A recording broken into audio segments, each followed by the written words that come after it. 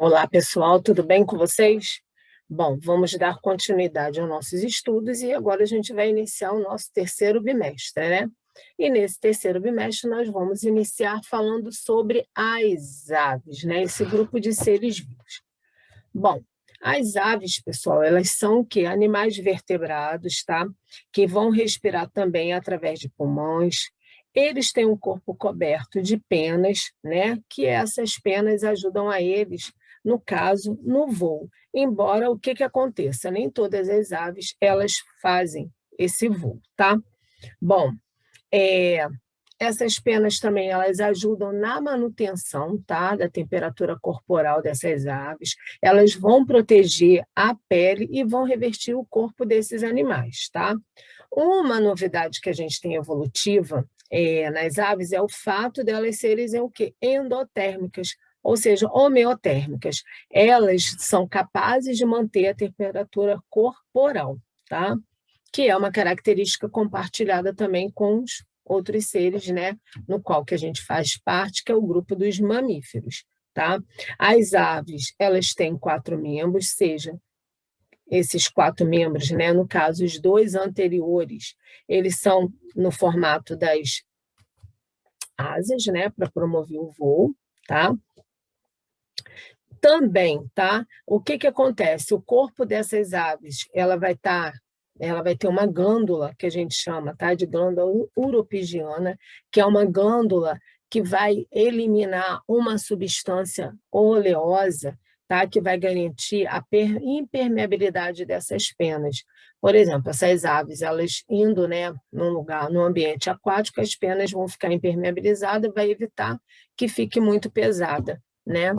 Bom, nos olhos, tá, dessas aves a gente encontra uma glândula, tá? Uma glândula não, desculpa, uma membrana que a gente chama de nictitante, tá? Que vai proteger essas estruturas dos olhos, tá? A gente tem uma teoria, tá? Que é a mais aceita pela ciência sobre a origem dessas aves, que afirma que esses seres, né, as aves, elas evoluíram de alguns répteis que já foram extintos, tá? Que possuíam assim, características bem diferentes dos répteis que a gente tem atuais. Tá? Então, as aves elas teriam, né, evoluído, por exemplo, dos dinossauros, que eram os bípedes terrestres. Bom, essas aves elas apresentam pernas, tá, e pés, tá? Esses pés dessas aves eles são recobertos por escamas. E o que que vai acontecer? Esses pés eles vão estar adaptados ao ambiente onde essa ave vive.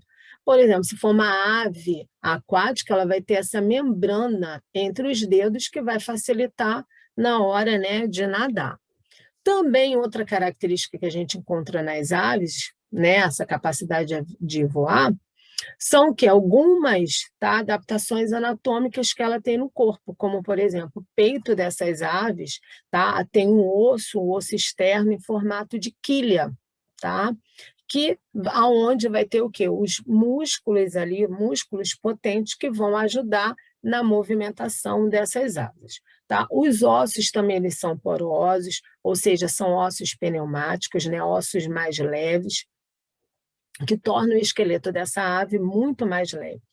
A, a, as aves também têm os sacos, tá, aéreos nos pulmões, ou seja, né, eles têm ali os sacos aéreos, aonde vai encher de ar. Não tem bexiga urinária, ou seja, então ele não tem um acúmulo dessa urina que iria pesar no corpo desse animal, e também a ausência de dentes. Ou seja, tudo isso vai promover para que o corpo dessa ave ele fique muito mais leve, tá? A reprodução das aves ocorre internamente, a fecundação ela é interna, tá? Assim como a gente vê nos répteis.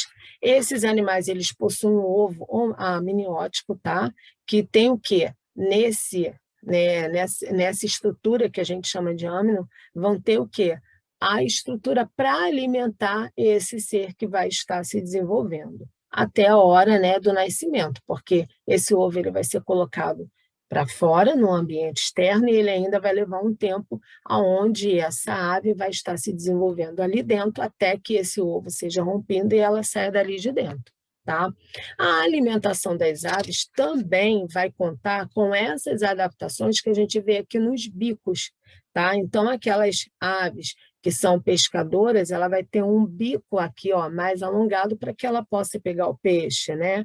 As aves que se alimentam de frutas vai ter um bico também de acordo, né, para ela poder bicar essas frutas e se alimentar. Então, assim, esses bicos, tá, ele vai estar adaptado ao tipo de alimentação que essa ave ela vai ter, tá?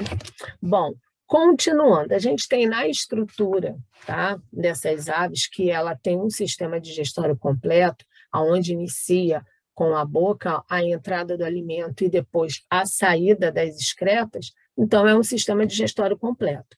Porém, o que vai acontecer? Nesse sistema digestório, nós vamos encontrar a moela, tá? Vai ser um órgão que vai ser responsável pela trituração dos alimentos, já que esses seres, né, essas aves, elas não possuem dente.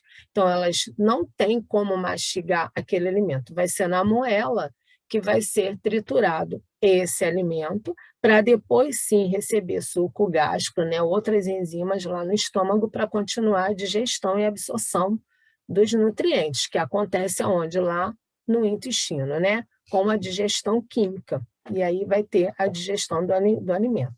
Uma outra estrutura que a gente vai encontrar são as cloacas, ou seja, a cloaca ela vai ser responsável pela eliminação, tá, do material que não vai ser absorvido pelo corpo pelas excretas e ainda vai fazer parte também do sistema reprodutor.